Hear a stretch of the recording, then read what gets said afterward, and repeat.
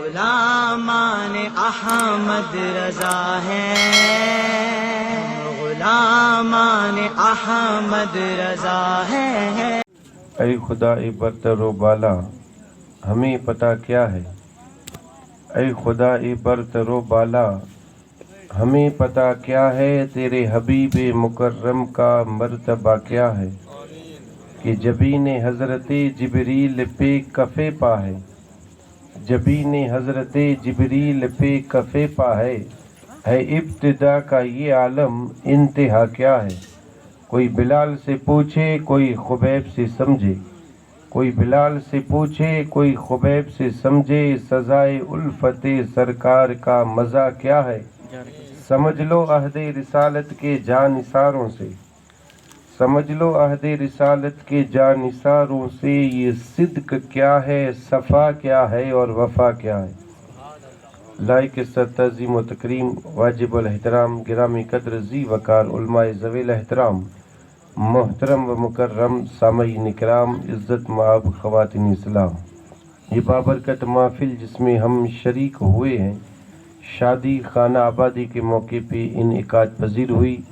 اللہ رب العزت کی بارگاہ میں دعا ہے اللہ تعالی ہم سب کی حاضری کو قبول فرمائے۔ پروردگار عالم دلہا اور دلہن کو ایک اور نیک بننے کی توفیق رفیق عطا فرمائے۔ اللہ رب العزت ان کے درمیان مولا علی مشکل کشا اور حضرت فاطمہ جیسی محبت عطا فرمائے، حسنین کریمین جیسے بیٹے عطا فرمائے۔ اللہ رب العزت مجھے سمجھانے، آپ کو سمجھنے، ہم سب کو اس پہ عمل کرنے کی توفیق رفیق عطا فرمائے۔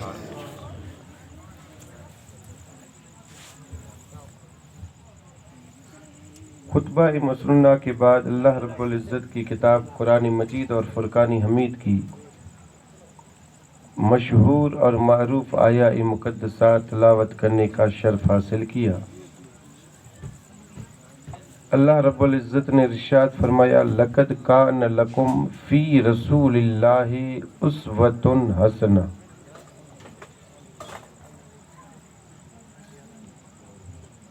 اللہ تعالیٰ نے ارشاد فرمایا کہ تمہارے لیے تاجدار مدینہ کی زندگی ایک بہترین نمونہ ہے، آئیڈیل جسے کہا جائے۔ یعنی اگر ہمیں زندگی بسر کرنی ہے تو کس طریقے سے بسر کریں، یہ اگر دیکھنا ہو تو کسی اور کو نہ دیکھیں، تاجدار مدینہ کی زندگی کو دیکھ لیں۔ مصطفیٰ جان رحمت نے کس طریقے سے زندگی گزاری ہے، پھر ہم کس طریقے سے زندگی گزاریں، کہ میرے اور آپ کے آقا تاجدار مدینہ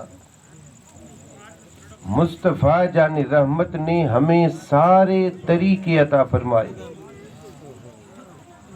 کوئی ایک طریقہ مجھے ایسا بتا دیں جو میرے آقا تاجدار مدینہ نے ہمیں نہ دیا ہو، کوئی ایک طریقہ مجھے ایسا بتا دیں۔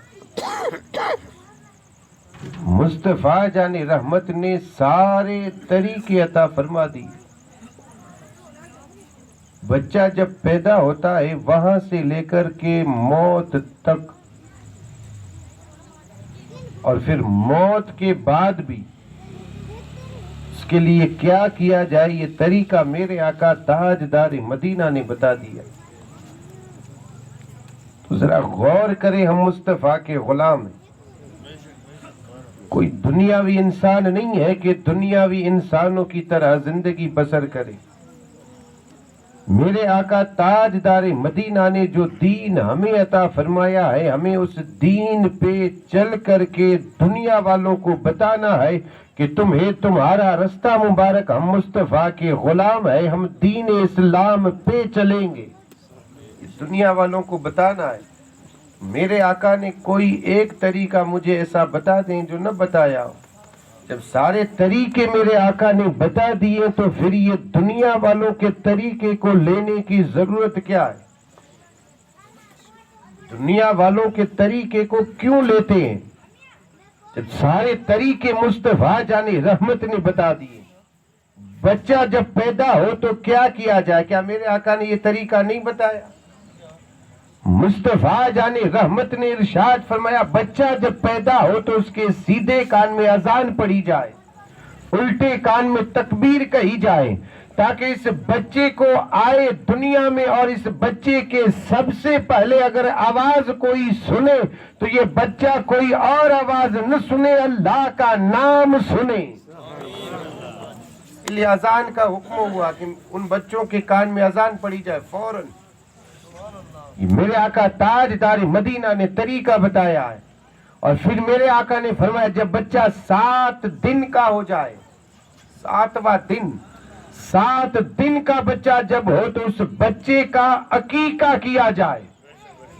مصطفیٰ جان رحمت نے فرمایا عقیقہ کرو، اور پھر 7ویں دن جو ہے اس بچے کا اچھا نام رکھیں، اور پھر میرے آقا تاجدار مدینہ نے فرمایا اس بچے کا اچھا نام رکھ کر کے، لڑکا ہے تو 2 بکرے ذبح کر کے، لڑکی ہے تو 1 بکری ذبح کر کے، پھر اپنی حیثیت کے مطابق کر سکتے ہیں، اور پھر میرے آقا نے فرمایا اس گوشت کو تقسیم کیا جائے، اچھا نام رکھا جائے، اور اس بچے کے سر کے بال منڈوا کر کے بال کے وزن کے برابر چاندی صدقہ کیا جائے۔ یہ طریقہ ہے، ذرا بتا دیں ہم کیا کر رہے ہیں، ہمارا طریقہ کون سا طریقہ ہے؟ شاید جہاں تک میرا خیال ہے تو طریقہ ہمارا شاید یہ ہے کہ میرے آقا تاجدار مدینہ نے جو طریقہ ہمیں دیا تھا وہ طریقہ ہمیں نظر نہیں آ رہا ہے، شاید میرا خیال کوئی ہے جو اللہ اور اس کے حبیب کے بتائے ہوئے رستے پہ چلے، ورنہ اکثر لوگوں کو دیکھا گیا کہ جب بچہ پیدا ہو تو اس وقت کیا کیا جاتا ہے، یعنی اذان، اور اذان تو بعد میں کوئی اگر پوچھے کہ بھائی اذان پڑھی کہ نہیں تب جا کر کے یاد آتی ہے۔ بچہ پیدا ہو تو فوراً فون کرنے لگتے ہیں کہ میرے گھر بیٹا ہوا، بیٹی ہوئی، اچھی بات ہے، اور پھر اگر کسی نے کہا کہ اذان پڑھی تب جا کر کے وہ جواب میں کہتا ہے کہ اذان تو نہیں پڑھی، اور تب جا کر کے وہ اذان پڑھتے ہیں۔ اور پھر 7ویں دن عقیقہ کرنے کا حکم، 7ویں دن سر کے بال منڈوانا، یہ سنت ہے، اور ہم کس وقت بال منڈواتے ہیں؟ 40 دنوں کے بعد، اور وہ بھی بال منڈوانے کے لیے جاتے ہیں کسی مزار پہ، یہ ہے کہ نہیں پتہ نہیں، یہ شروع میں تھا، آج بھی کچھ لوگ ہیں جو یہ رواج چل رہا ہے کہ 40 دن سے پہلے سر کے بال منڈوائیں گے نہیں، اور منڈوانے کے لیے کسی مزار پہ جانا ضروری ہے، مزار پہ نہیں گئے تب تک بال منڈوا نہیں سکتے، یہ دستور۔ ذرا بتا دیں یہ طریقہ کس نے دیا؟ میرے آقا کا طریقہ تو یہ تھا 7ویں دن نہ کسی مزار پہ لے جایا جائے، 7ویں دن اس کے سر کے بال منڈوا کر کے بال کے وزن کے برابر چاندی صدقہ کرنے کا یہ طریقہ میرے آقا کا تھا، اور آج جس طریقے پہ ہم عمل کرتے ہیں یہ طریقہ مصطفیٰ کا نہیں، طریقہ دشمن کا۔ اب ہمیں سوچنا ہے کس طریقے پہ عمل کرنا ہے، ابھی بات یہاں تک بس نہیں تھی، ایسا نہیں کہ 7 دنوں کے بعد میرے آقا نے طریقہ نہیں بتایا ہے۔ میرے آقا نے فرمایا بچہ جب 7 سال کا ہو، 7 برس کا ہو، میرے آقا نے فرمایا اس بچے کو نماز پڑھنے کا حکم دے، طریقہ ہے نماز پڑھنے کا حکم دے 7 سال، اور پھر میرے آقا نے فرمایا بچہ جب 10 سال کا ہو اور نماز نہ پڑھے تو اسے مار کر کے پڑھائے۔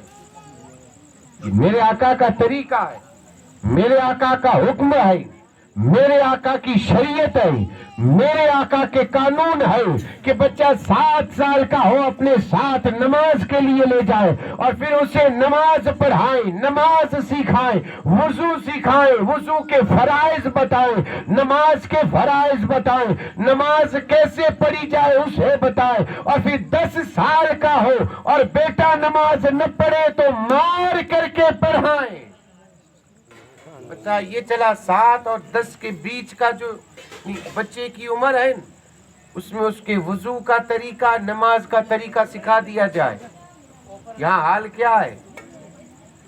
یہاں حال یہ ہے کہ 40 سال ہو گئے نماز پڑھنا نہیں آتا، 40 سال ہو گئے وضو کا طریقہ خبر نہیں، یہ حال یہ ہے۔ اب باپ کوئی خبر نہیں تو بیٹے کو کہاں سے خبر ہوگی؟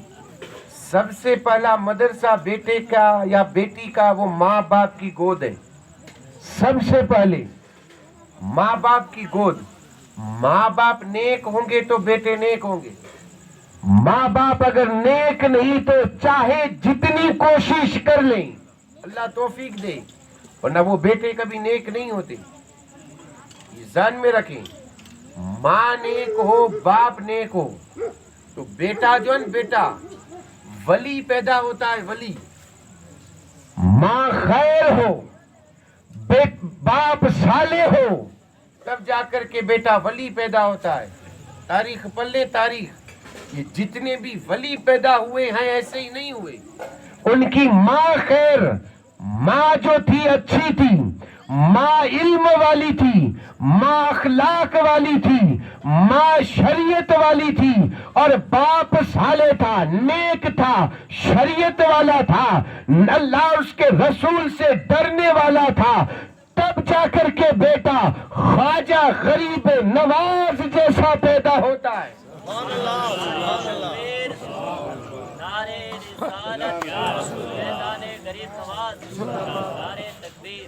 اب ایک جملہ دے رہا ہوں ذہن نشین کر لیں.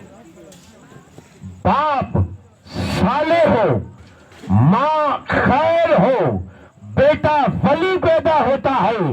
اور باپ ابو صالح ہو ماں ام الخیر ہو تو بیٹا صرف ولی نہیں ولیوں کا ولی غوث اعظم پیدا ہوتا ہے. ماں باپ کی گود ہی اولاد کا پہلا مدرسہ ہے. یہ ذہن میں رکھ لیں. اب باپ کیا کر رہا ہے ماں کیا کر رہی ہے بیٹا کیا کرے گا. وہی کرے گا جو باپ کر رہا ہے جو ماں کر رہی ہے. باپ نے چہرہ نہیں رکھا تو بیٹا کہاں سے رکھے گا. ماں کے سر پہ اوڑھنی نہیں تو پھر بیٹی کیا کرے گی. ذہن نشین کر لیں. تو میرے آقا نے طریقہ بتا دیا سارے طریقے بتا دیے. کوئی بھی طریقہ کسی غیر سے لینے کی ضرورت نہیں ہے. میرے آقا نے تاجدار مدینہ نے فرما دیا جب بیٹا نوجوان ہو لڑکا یا لڑکی نوجوان ہو جائے لڑکے کے لیے لڑکی دیکھنی ہو یا لڑکی کے لیے لڑکا دیکھنا ہو. لڑکی کے لیے لڑکا یا لڑکے کے لیے لڑکی دیکھنی ہو تو میرے آقا نے فرمایا 4 چیزوں کو دیکھو. حسن دیکھو حسن. لڑکے میں بھی دیکھو لڑکی میں بھی دیکھو. پھر میرے آقا نے فرمایا مال بھی دیکھو. دونوں میں لڑکی میں بھی لڑکی بھی مالدار دیکھو لڑکا بھی مالدار دیکھو. پھر میرے آقا نے فرمایا خاندان دیکھو. خاندان بھی اچھا ہونا چاہیے. اور پھر میرے آقا نے فرمایا دین دار دیکھو. دین والی دیکھو دین والا دیکھو. لڑکا اور لڑکی کے پاس دین ہوگا تو ان کی اولاد مصطفیٰ کی غلام بنے گی. ان کی اولاد سلمان فارسی بنے گی. اور اگر دین نہیں ہے تو پھر سلمان فارسی بنے گی نہیں. وہ بنے گا جو آج ناچ رہا ہے. نام وہی ہے کوئی فرق نہیں. نام اس کا بھی سلمان ہے اور وہ نبی کے غلام ان کا بھی سلمان ہے. لیکن فرق یہ ہے یہ دنیا کے سامنے ناچتا ہے اور وہ نبی کے وفادار بن کر کے زندگی بسر کر کے دنیا والوں کو دکھا دیا کہ اپنے بیٹے کا نام سلمان رکھنا ہو تو اس ایکٹر کا نام نہ رکھے بلکہ اس نبی کے غلام کا نام سلمان رکھ دے. سلمان نام رکھنے کا میں منع نہیں کر رہا ہوں لیکن نیت یہ ہونی چاہیے کہ سلمان فارسی جیسا بنے. آج نیت یہ ہوتی ہے کہ سلمان خان جیسا بنے تو بیٹا ویسا ہی بنے گا. اور فی حال یہ ہوتا ہے کہ جب بیٹا ماں باپ کی فرما برداری نہیں کرتا ماں باپ کی یعنی تابعداری نہیں کرتا ماں باپ کے حکم پہ عمل نہیں کرتا تب جا کر کے دوڑتے ہیں مولوی کے پاس اور کہتے ہیں کوئی تعویذ بنوا کر کے دے تاکہ بیٹا ہماری بات مانے. مانیں گے کہاں سے جس وقت دودھ پلا کر کے نبی پہ درود پڑھنے کا وقت تھا اس وقت تو اپنے سامنے موبائل رکھ کر کے اور اس میں ناچ گانے دیکھ رہی تھی. آج یہی بیٹے کا دودھ کا اثر ہے اس بیٹے میں کہ وہ بیٹا تیری نہیں مانے گا کیونکہ تو نے بھی فاطمہ حضرت زہرا کی نہیں مانی. اگر تو مانتی تو بیٹا مانتا, وہی حال ہوگا. تو ذہن میں رکھیں, بیٹے جو ہیں بیٹوں کو دودھ پلائیں, اس وقت نبی پہ درود پڑھیں, درود پڑھیں, درود, اور پھر دودھ پلائیں. پھر دیکھ اس بیٹے کا کمال, وہ بیٹا کیسا ہوتا ہے. وہی بیٹا دیندار ہوگا, وہی بیٹا عقل مند ہوگا, وہی بیٹا ہوشیار ہوگا. اور اگر سامنے موبائل رکھ کر کے گیمز کھیلتی رہیں گی, ناچ گانے دیکھتی رہیں گی, فلمیں دیکھتی رہیں گی, تو پھر بیٹا نبی کا وفادار نہیں بنے گا, نبی کا غدار بنے گا. چہرہ منڈوا کر کے دنیا کے سامنے گھومے گا اور یہ بتائے گا کہ میں نبی کا غدار ہوں. اگر وفادار بنانا چاہتی ہے تو آج ماں نیک بن جائے, بیٹا نیک ہوگا. سب سے پہلا مدرسہ ماں باپ کی گود ہے. باپ کو بھی نیک بننا ہے, ماں کو بھی نیک. کیونکہ بیٹے جو ہوتے ہیں بیٹے بچپن میں باپ کی طرح بننا چاہتے ہیں. جیسا باپ, بیٹا یہی چاہتا ہے کہ جیسا میرا باپ ہو. اور باپ کیا چاہتا ہے؟ باپ یہ چاہتا ہے کہ بیٹا مجھ سے بھی آگے بڑھے. باپ چاہتا ہے, انکار نہیں کرتا, باپ بھی محبت کرتا ہے اور بیٹا بھی محبت کرتا ہے. بیٹا باپ کو دیکھتا ہے, باپ کی طرح بننا چاہتا ہے, اور باپ یہ چاہتا ہے کہ بیٹا مجھ سے آگے بڑھے. تو صرف دنیاوی دولت میں آگے نہ بڑھائے, بلکہ اس بیٹے سے یہ کہے کہ بیٹا تیرے باپ کو تو توفیق نہیں ہوئی کہ اس نے چہرہ رکھے, لیکن تجھے یہ توفیق ملنی چاہیے کہ تو نبی کی سنت ادا کرے, نبی کی سنت ادا کرے. یہ بیٹے کو دعا کرے, دعا, اور ماں باپ کی دعا کبھی رد نہیں ہوتی, یہ ذہن میں رکھ لیں. اولاد کے حق میں جو دعا کی جاتی ہے وہ کبھی رد نہیں ہوتی. ہاں, ماں باپ کے عمل کی وجہ سے کبھی وہ دعا روک دی جاتی ہے, لیکن رد نہیں ہوتی. دنیا میں نہ صحیح, وہ دعا ہمیں آخرت میں کام آئے گی. دعا کرتے رہیں. تو عرض یہ کر رہا تھا, بچے میں یہ چیزیں دیکھیں, 4 چیزیں, حسن بھی دیکھیں, مال بھی دیکھیں, خاندان بھی دیکھیں, دین بھی دیکھیں. میرے آقا نے کیا فرمایا؟ کہا اگر حسن والی نہیں یا حسن والا نہیں تو چلے گا. لڑکا اگر حسن والا نہیں, لڑکی اگر خوبصورت نہیں تو چلے گا. میرے آقا نے فرمایا مالدار نہیں تب بھی چلے گا. میرے آقا فرماتے ہیں خاندان اچھا نہیں تب بھی چلے گا.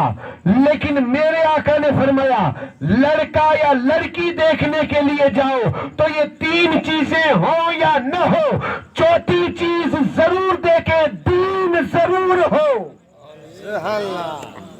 آج کون دیکھتا ہے دین کو؟ تو کوئی دیکھتا ہی نہیں. یہ 3 چیزیں دیکھتے ہیں, حسن, مال, خاندان. 4تھی چیز جس کو پکڑنا تھا اس کو ہم نے چھوڑ دیا, اور جس کو چھوڑنا تھا ہم نے اس کو پکڑا. یہ دنیاوی چیزیں ہیں. حسن دنیاوی ہے, مال دنیاوی ہے, خاندان دنیا تک رہے گا. یہ دین ہی ہے جو دنیا میں بھی کام آتا ہے, قبر میں بھی کام آئے گا, میدان حشر میں بھی کام آئے گا. یہی دین ہے جس سے تمہیں عزت بھی ملے گی اور جس سے تمہیں عروج بھی ملے گا. دین, اور دین نہیں ہے تو پھر ذہن میں رکھ لیں. دیکھیں شادی کا موقع ہے اور دین دیکھیں سب کے پاس. ایسا نہیں ہے کہ یعنی یہ شادی جو ہے آج ہو رہی ہے یہ کیا ہے کیا نہیں یہ کسی کو پتا نہیں, ایسا نہیں, سب کو خبر ہے. میں اگر ایک سوال کروں کہ بھائی بتا دیں شادی ہے کیا, تو الحمدللہ سب جواب دیں گے. اور میرا خیال تو یہاں تک ہے کہ صرف جواب ہی نہیں بلکہ وہ حدیث پاک عربی عبارت کے ساتھ پڑھ کر کے سنا دیں گے. اتنی تو مشہور ہے وہ حدیث پاک. میرے آقا نے فرمایا اگر میں پوچھوں شادی کیا ہے تو آپ ابھی پڑھ کر کے سنا دیں گے النکاح من سنتی. سب کو یاد ہوگا, یہ سب کو اچھی بات ہے. حدیث پاک یاد رکھنی چاہیے. میرے آقا تاجدار مدینہ کی جس کو 40 حدیثیں یاد ہو وہ بندہ جنتی ہے. یاد کر لیں حدیثیں, یاد کریں حدیثیں. مصطفیٰ جان رحمت کے فرمان یاد کر کے رکھیں, اس پہ عمل کریں, اولاد کو بھی عمل کروائیں, दोस्त अहबाब को भी अमल करवाएं और फिर जिंदगी देख, दुनिया भी जन्नत, कब्र भी जन्नत और आखिरत में रब जन्नत अता फरमाएगा। शादी सुन्नत है, शादी है सुन्नत। अब जरा मुझे बता दें सुन्नत है क्या? शादी सुन्नत, सुन्नत क्या है? तो सुन्नत है इबादत, सुन्नत है इबादत, ये ज़हन में रख लें।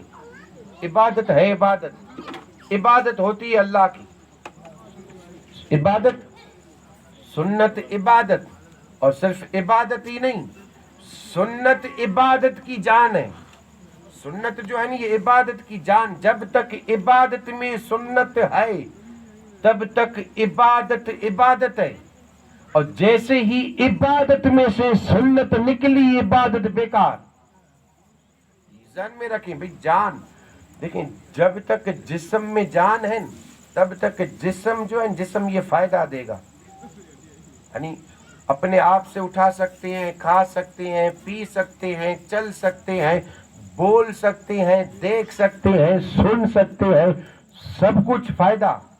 और जैसे ही जिस्म से जान निकली, अब ये जिस्म बेकार, अब कुछ नहीं कर सकते, अब दूसरों के मोहताज। यानी कब्रिस्तान तक जाना है तो 4 लोगों की जरूरत, गुस्ल करना है तो 4-5 लोगों की जरूरत, कफन भी पहनना है तो उसमें भी लोगों की जरूरत।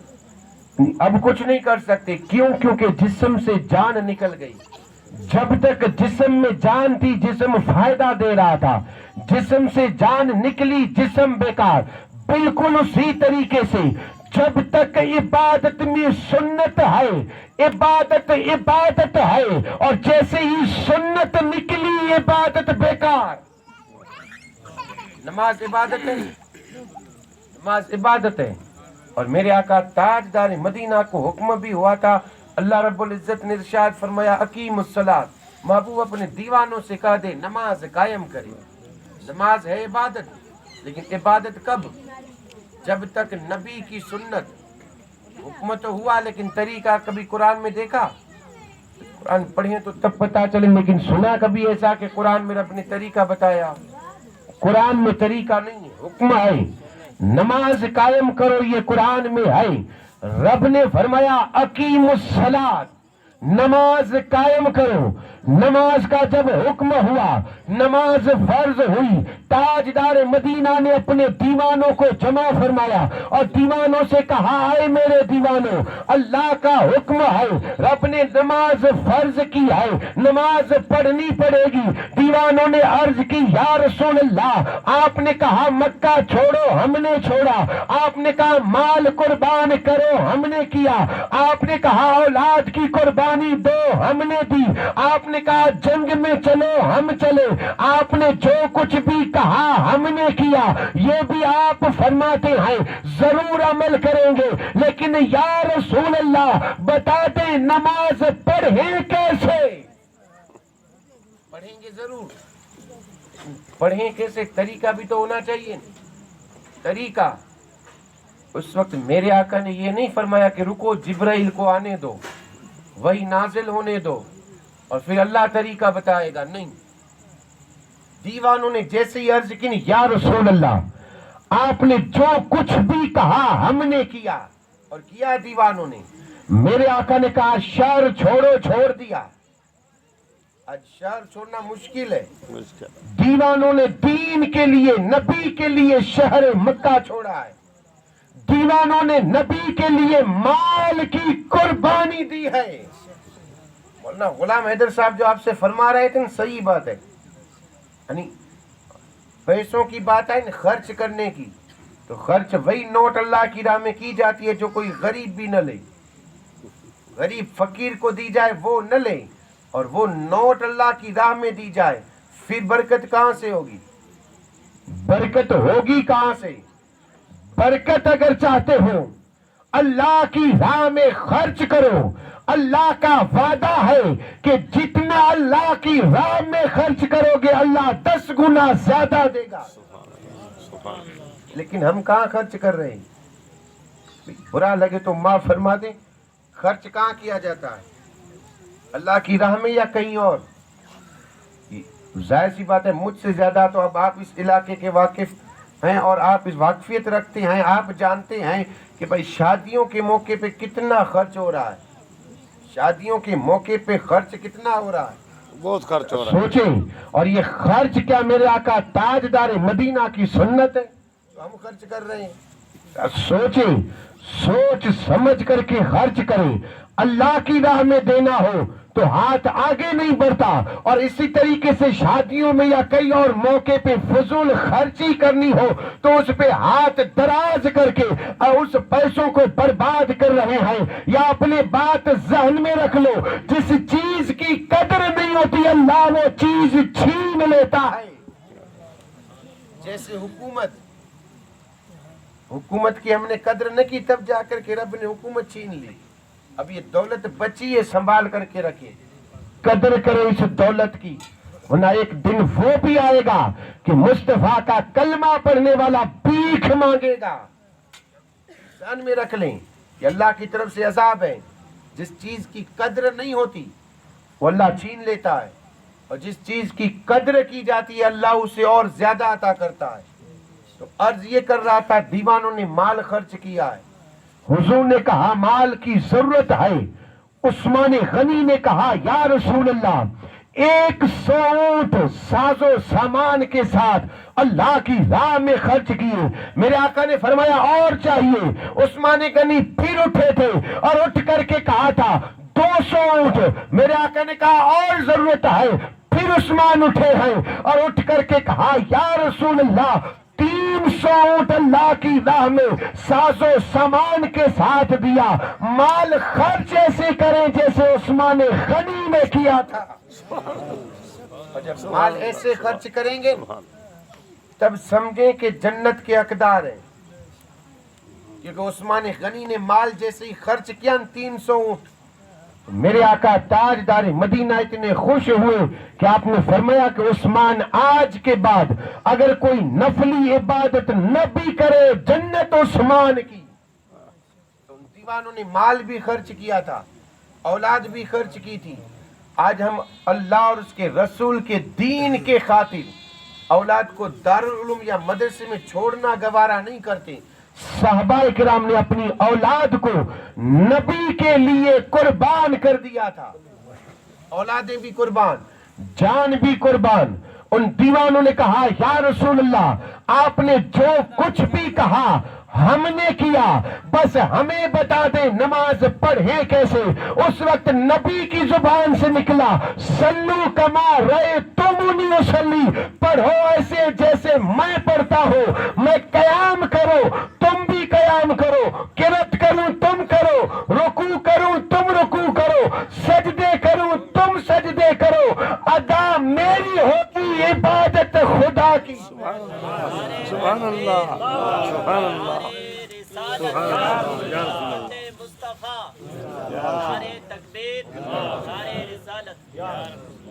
پتہ یہ چلا کہ میرے آقا کا طریقہ سنت یہ عبادت. اب اسی سنت کو نکال دیں, نماز میں سے سنت نکال دیں. کوئی آدمی یہ کہے کہ میں نماز تو پڑھوں گا لیکن اپنی مرضی سے, نبی کے طریقے پہ نہیں, اپنی مرضی سے. میرے آقا نے سب سے پہلے تکبیر تحریمہ کہا. اب یہ کہے گا کہ نہیں میں سجدے کروں گا. میرے آقا تاجدار مدینہ نے 2 سجدے کیے. اب یہ کہے گا کہ نہیں میں 4 کروں گا, اللہ کو پسند ہے میں اپنی مرضی سے 4 کروں گا. سنت نکال رہا ہے, اپنی مرضی سے کر رہا ہے. کسی بھی مفتی سے فتویٰ لکھوا کر کے لائیں اور اس سے پوچھیں کہ ایک بندہ ہے جس نے اپنی مرضی سے نماز میں 4 سجدے کرتا ہے, کیا اس کی نماز ہوگی؟ تو مفتی کا فتویٰ یہی ہوگا کہ جو نبی کی سنت کو چھوڑ کر کے اپنی مرضی سے عبادت کرے وہ عبادت نہیں ہوتی, کیونکہ نبی کی سنت عبادت کی جان ہے. سمجھے, نبی کی سنت عبادت کی جان. اب ذرا بتا دیں شادی کیا ہے؟ سنت عبادت کی جان. پتا کیا چلا, شادی بھی ایک عبادت ہے اور نکاح عبادت کی جان ہے. نکاح جو ہے نکاح یہ عبادت کی جان ہے. میرے آقا تاجدار مدینہ نے اس شخص کے بارے میں فرمایا جو نکاح کرتا ہے، میرے آقا نے فرمایا اب اس کا آدھا ایمان مکمل ہو گیا۔ نکاح کرتا ہے تو پتہ کیا چلا نکاح، لیکن کب؟ عبادت کی جان کب ہوگی؟ جب سنت کے مطابق ہوگی، اپنی مرضی سے ہوگی تو پھر وہ شادی نہیں، بربادی ہے، خانہ آبادی ہو ہی نہیں سکتی۔ جو اپنی مرضی سے ہو، اپنی مرضی سے ہو، ناچ گانے ہو، شریعت کے خلاف عمل ہو، پھر وہ شادی آبادی نہیں ہوتی، شادی بربادی ہوتی ہے۔ شادی آباد وہی ہوتی ہے جو مصطفیٰ کے طریقے سے ہو، نبی کے طریقے سے ہو، مصطفیٰ جان رحمت کی سنت سے ہو۔ میرے آقا نے طریقہ بتایا ہے۔ غلام حیدر صاحب نے جو نکاح بتائی تھی نا حضرت علی اور فاطمہ الزہرا کی، ذرا بتا دیں مولا علی جیسا ہمارا بیٹا ہے؟ کوئی کہہ دے ہے وہ تو بتا دیں، نہیں بتا سکتے، کیونکہ دلہا بے مثال تھا، مولا علی مشکل کشا، ان کی کوئی مثال ہی نہیں۔ فاطمہ جیسی ہماری شہزادی ہے؟ نہیں۔ سوچیں ہمارا بیٹا نہ علی جیسا ہے، ہماری بیٹی نہ فاطمہ جیسی ہے، کیونکہ مولا علی مشکل کشا، سارے ولیوں کے سردار، ارے ولیوں کے سردار ہے، یعنی غوث اعظم کے در سے جو ولایت ملتی ہے، غوث اعظم کے دربار سے جو ولایت ملتی ہے، اس ولایت میں مہر جو لگاتے ہیں وہ مولا علی مشکل کشا کی ذات ہے۔ سبحان اللہ۔ جب تک علی مہر نہ لگائیں تو غوث اعظم کسی کو ولایت ہی نہیں دیں گے۔ مولا علی مہر لگا دیں، عبد القادر جیلانی اسے ولایت دیتے ہیں۔ وہ علی اور فاطمہ الزہرا جنتی عورتوں کی سردار، شان یہ جنتی عورتوں کی سردار۔ اور نکاح پڑھانے والا کون تھا؟ ہماری بیٹی کا نکاح پڑھانے والا یا مرشد ہوگا یا وقت کا ولی ہوگا، یا ہماری شہزادی کا نکاح، ہمارے بیٹوں کا نکاح یا تو مرشد، استاذ یا کوئی وقت کا ولی۔ لیکن قربان جاؤ، علی کی نکاح پڑھانے والا، فاطمہ کی نکاح پڑھانے والا کوئی اور نہیں، اللہ رب العزت نے آسمانوں پہ پڑھوائی تھی اور دنیا میں مصطفیٰ کو حکم ہوا تھا کہ محبوب میں نے علی اور فاطمہ کا نکاح کروا دیا ہے، اب تو زمین پہ فاطمہ اور علی کا نکاح کروا دے۔ مصطفیٰ جان رحمت نے عظیم دلہے اور عظیم دلہن کا نکاح ایک عظیم رسول نے پڑھوایا، عظیم رسول نے پڑھوایا ہے۔ سوچیں، نہ حضور جیسا کوئی پڑھانے والا، نہ فاطمہ جیسی کوئی دلہن، نہ علی جیسا کوئی دلہا، پھر بھی خرچ کتنا ہوا تھا؟ کتنا تھا؟ آج جو ہم کر رہے ہیں، اور اس میں بھی دیکھیں اگر اللہ نے دیا ہے تو جو جائز کام ہے وہ کر سکتے ہیں، یہ ذہن میں رکھیں۔ اللہ نے اگر ہمیں دیا ہے، کھلانا ہے کھانا تو کھانا کھلا سکتے ہیں، اگر کسی کو کپڑے دینا ہے تو کپڑے دے سکتے ہیں، لیکن اس کے علاوہ جو فضول خرچیاں کی جا رہی ہیں، ناچ گانے جو کیے جا رہے ہیں، یہ سراسر حرام۔ اور شادی کی شروعات اگر اسی سے ہو تو پھر آگے جا کر کے ہوگا کیا؟ وہی بربادی۔ یہاں ایک بات اور عرض کر دوں، دیکھیں ابھی یہ ذکر ہو رہا ہے، اب اس کے بعد فوراً کیا شروع ہوگا؟ یہی ہوتا ہے اکثر جگہوں پہ، یہی ہوتا ہے، ذکر ہوگا اور پتہ ہے عورتوں کو کہ 1 گھنٹے کا ہوگا، 1 گھنٹے کے بعد تو ساری رات ہماری ہے، یہی ہوتا ہے۔ اور پھر اس جہاں ذکر ہوگا وہیں اللہ رحم فرمائے۔ اب ذرا سوچیں، یہاں بیٹھ کر کے ہم کیا کر رہے ہیں؟ اللہ کی رحمت کو دعوت دے رہے ہیں، اللہ کی رحمت کو بلا رہے ہیں، اللہ کی رحمت کو آواز دیتے ہیں کہ مولا تیری رحمت برسا دے، مولا تیری رحمت برسا دے۔ جب دعا مانگ کر کے ہم اپنے گھروں کی طرف لوٹتے ہیں تو اسی جگہ پہ رحمت کے بادل آتے ہیں جہاں ہم نے دعا مانگی ہوتی ہے، اور جب رحمت کے بادل آتے ہیں تو اب یہاں ذکر الہی نہیں ہوتا، وہ کام ہو رہا ہے جو کام شیطان کے ہے۔ اب رحمت کے بادل جب اس کام کو دیکھتے ہیں ہے تو کہتے ہیں مولا تیری قسم کھاتے ہیں آج کے بعد اس کی دروازے پہ کبھی نہیں جائیں گے. پھر برکت ہوگی کہاں سے؟ پھر رحمت ہوگی کہاں سے؟ تو خدا کے واسطے یہ کام ہو تو بند کر دے. ایک بات اور عرض کر دوں، کیونکہ لوگ یہ کہتے ہیں کہ کیا کریں، بیٹا نہیں مانتا، بیٹی نہیں مانتی، ماں نہیں مانتی، باپ نہیں مانتا.